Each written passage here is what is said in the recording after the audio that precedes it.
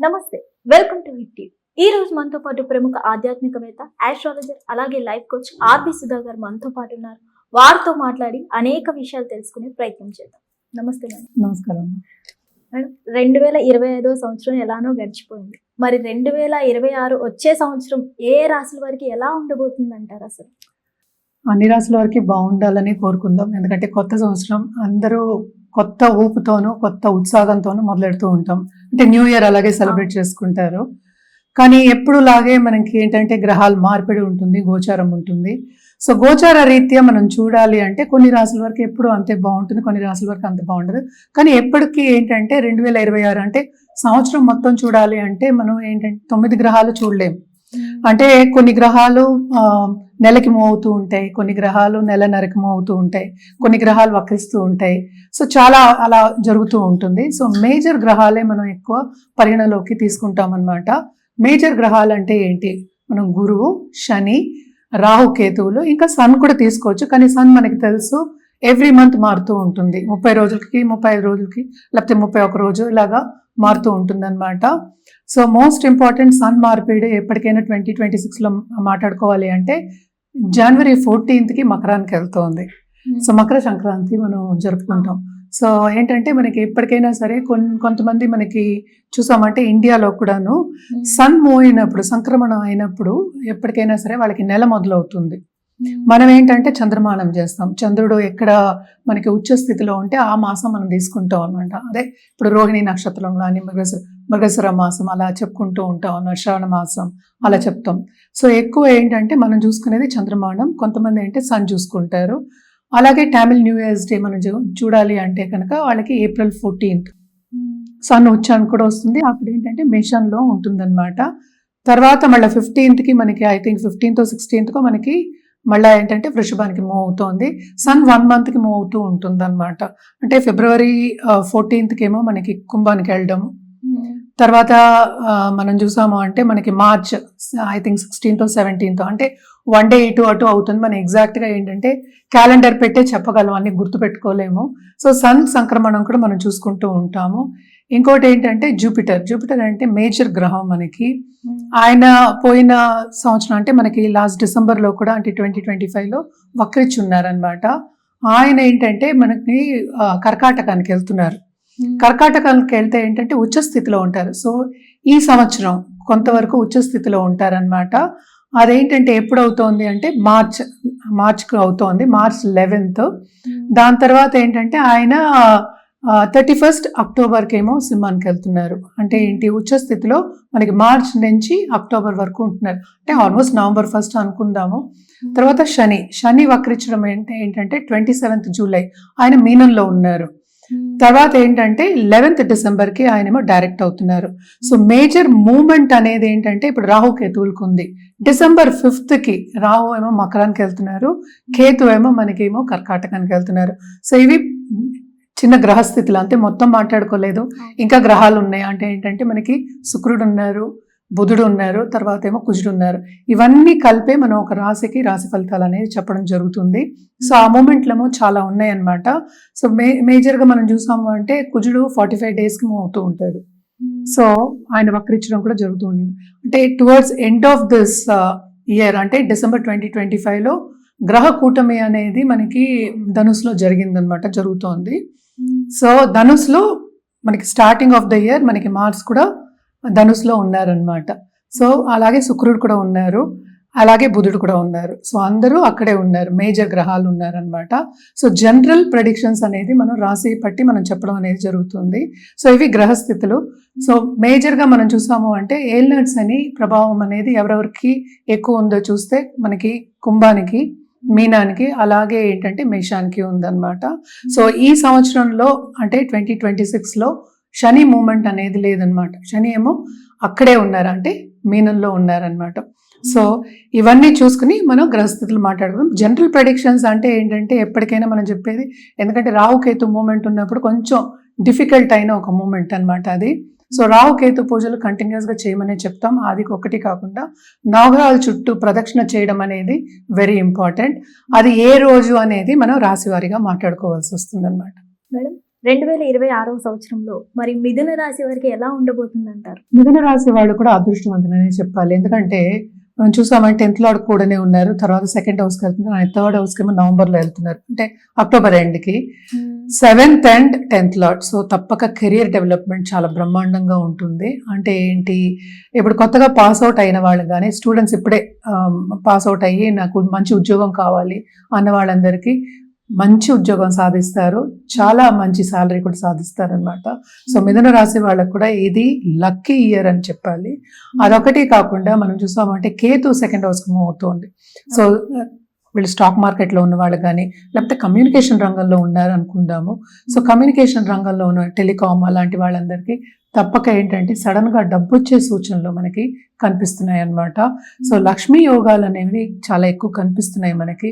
So బాగుంటుందనే చెప్పాలి. అలాగే ఏంటంటే వీళ్ళు తప్పక లాంగ్ టర్మ్ ఇన్వెస్ట్మెంట్ చేసుకుని ముందుకు వెళ్ళే దిశలో ఉంటారనమాట. అంటే ఏంటి, లాంగ్ టర్మ్ ఇన్వెస్ట్మెంట్ అంటే ఎప్పటికైనా ఫ్యూచర్ బాగుండాలి అని ఆలోచించి చేసుకోవడం అనేది జరుగుతుంది. తప్పక ఇంటి నిర్మాణం కానీ లేకపోతే ఒక ల్యాండ్ కొనడం కానీ లేకపోతే ఖరీదైన వస్తువు, లెట్స్ పుట్ ఇట్ ఒక బ్రాండెడ్ కార్ కానీ లేకపోతే బ్రాండెడ్ జ్యువెలరీ కొనుక్కోవడం కానీ ఇవన్నీ జరిగే ఛాన్సెస్ మనకి ఎక్కువ కనిపిస్తున్నాయి. ఎస్పెషలీ ఏంటంటే స్టార్టింగ్ ఆఫ్ ద ఇయరే వీళ్ళకి బాగుంది, టిల్ అక్టోబర్ వరకు చాలా బాగుందన్నమాట. అలాగే మనం చూసాము అంటే కూడా Rahu is moving to 8th కి మూవ్ అవుతున్నారు డిసెంబర్లో. సో తప్పక ఏంటంటే ఆ టైంలో నేను ఇందాక చెప్పినట్టు కేతు 2nd హౌస్ వచ్చినప్పుడు సడన్ గా ఏంటంటే ఫైనాన్షియల్ ఇంజెక్షన్ వచ్చే ఛాన్సెస్ ఉన్నాయి. అంటే ఏంటి, ఎక్కువ వచ్చే ఛాన్సెస్ మనకి ఎక్కువ కనిపిస్తున్నాయి అన్నమాట.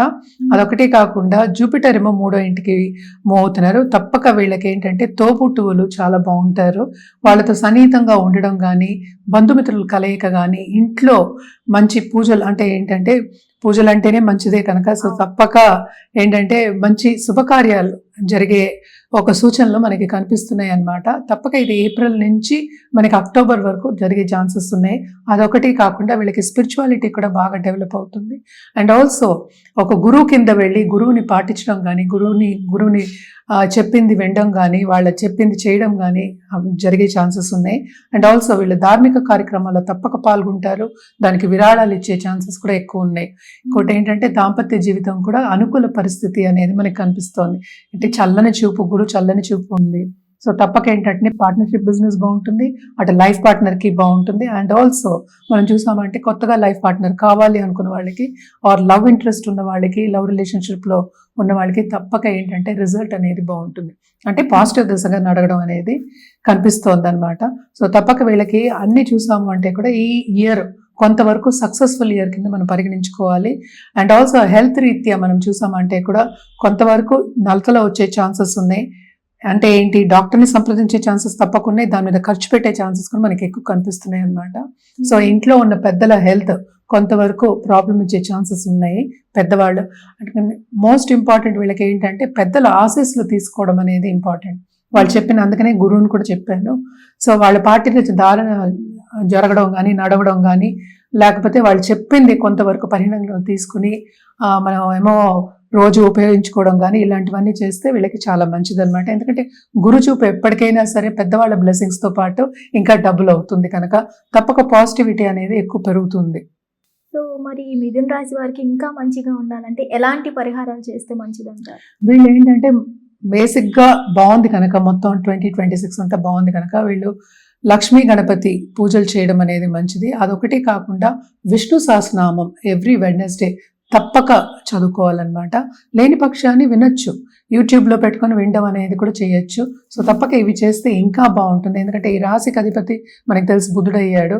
సో తప్పక ఏంటంటే బుద్ధి జ్ఞానం అన్నీ కావాలి కదా, అవన్నీ ఉంటేనే బిజినెస్ చేయగలం. అలాగే ఏంటంటే లైఫ్ని కూడా ముందుకు తీసుకెళ్ళగలం అనమాట.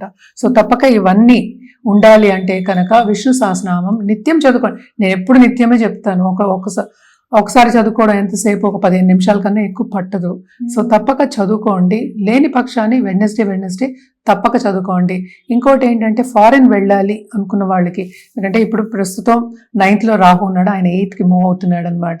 సో కొన్ని ఇబ్బందులు పడే towards end of this year ఇబ్బందులు పడే ఛాన్సెస్ కనుక తప్పక ఫారిన్ వెళ్ళి ఫారిన్లో సెటిల్ అయిన వాళ్ళకి కానీ గరికతోటి గణపతికి పూజ చేయడం వెడ్నెస్డే చాలా మంచిది అనమాట.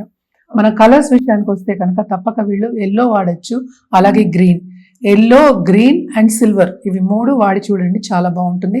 కాంబినేషన్ వాడుకోవచ్చు. అండ్ ఆల్సో ఏంటంటే వెడ్నెస్డే ఇది వార్డ్రోబ్ లో కొంచెమైనా గ్రీన్ ఉన్నట్టు చూసుకుంటే ఇంకా మంచిదన్నమాట. మన రుద్రాక్ష విషయానికి వస్తే కనుక తప్పక వీళ్ళు ఏంటంటే చతుర్ముఖి రుద్రాక్ష వాడచ్చు, అలాగే షష్టముఖి వాడచ్చు అన్నమాట. ఏదైనప్పటికీ జాతకరీత్యా ఇవ్వడం అనేది జరుగుతుంది.